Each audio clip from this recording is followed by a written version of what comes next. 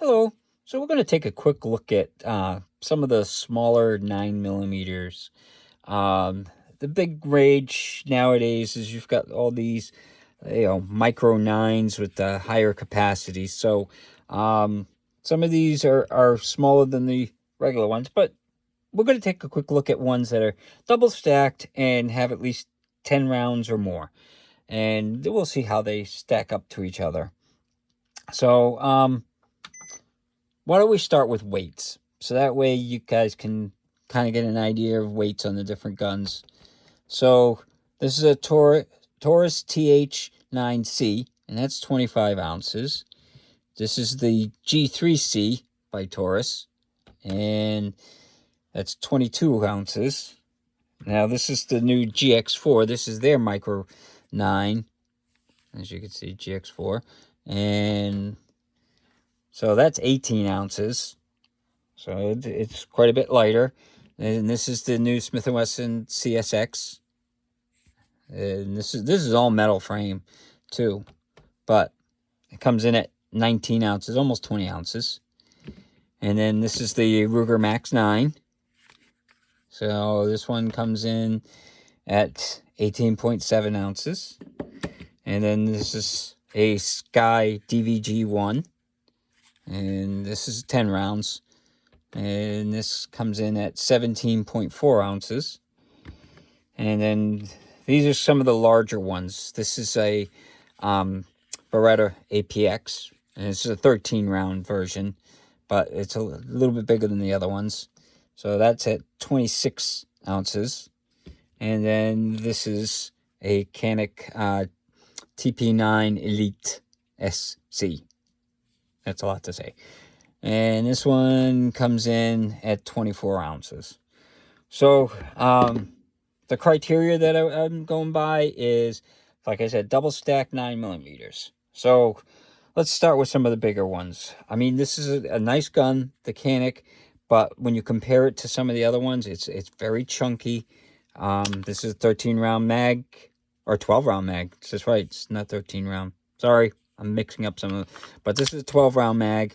And it is kind of big and chunky when you compare it to, like, this is one of the smaller ones, the Smith & Wesson.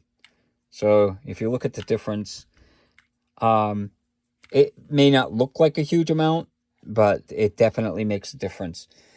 So this is a 12-round mag as well.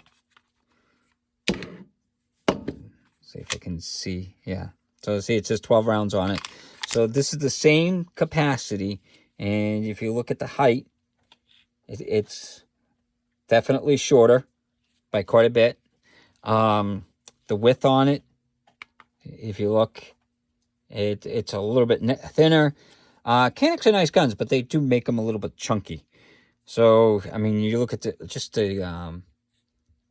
trigger guard, how big that is compared to this.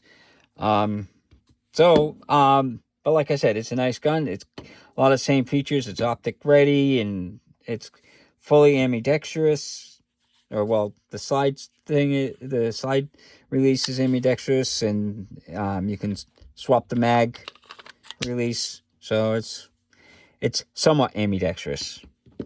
Another one that's in the same size as the Canik is the APX. Now that, if you notice, the slide's about the same size. Everything about the gun's about the same size. And this one is a 13-round mag. So you get one more round than the Canik. And the Canik is actually bigger. It sticks out the bottom more. So that's definitely a plus for the Beretta APX. And again, it's a good company. Now, a lot of people laugh about the Skies, but Sky makes a good gun. This is a DVG1, and this is a 10-round mag.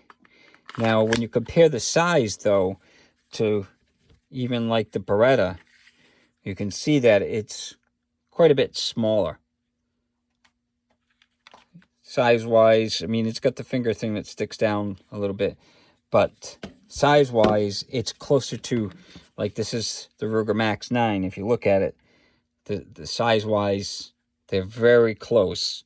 Now, this has got a 12 round mag, and this has got a 10 round. So you get a little bit extra for the same size. So 2 extra rounds is nice. But otherwise, the guns are about the same size, which is nice. Now, this is the Smith & Wesson CSX, and if you compare this to, like, the Max 9, you can see that it's actually a little bit smaller. And there, too. And, again, this is a 12-round mag, and so isn't this 12-round mag. So you get the same capacity out of them, and this definitely is a little bit smaller. You know, they've done a great job with stuff nowadays. And this one, what's nice about this is you've got full ambidextrous, like, slide release and safety. Now, and this is swappable. Now, the only thing about it is it's single action only. So if you're going to carry it, that's a cocked and locked thing. The trigger's okay. It could be better for single action, whereas this is the typical double action only. So, but it's only got this stuff on one side. You can swap the mag release, and that's it. So there's some advantages to this, you know, over each thing. And then if you compare the size of this, they're really close to the same size. Just this has got a couple rounds more. Now, if you compare, like, the TH9C from Taurus, that's a 13-round mag, and you can see the difference. It's considerably larger than the Smith & Wesson, but when you compare it to, like, the Beretta, it's thinner. It's about the same length, same height and everything, and it's hammer fired. Same capacity. So these two are very similar in size and capacity. They're a little bit bigger.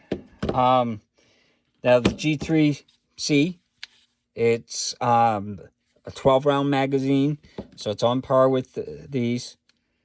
So it's a little bit bigger in the barrel length, and the mag sticks out, you know, quite a bit more. But that's part of it's the finger thing. So the width-wise is a little bit wider too, but it's not a huge difference. So if you compare it, this is the Ruger Max 9, and it's pretty close to the same thing in the same capacity as the Ruger Max 9. And this has been out for a long time. Now, this is the GX4. Now, this is an 11 round, so you lose 1 round, but when you compare it, it's the size difference. It's a lot smaller. The grip is a lot shorter and stuff, so you're losing only 1 round for a gun that's a lot smaller. And it's kind of on par with the CX, the CSX from Smith & Wesson. So these come with 10 or 12 round. So, and this is 11. So they're very close to the same size.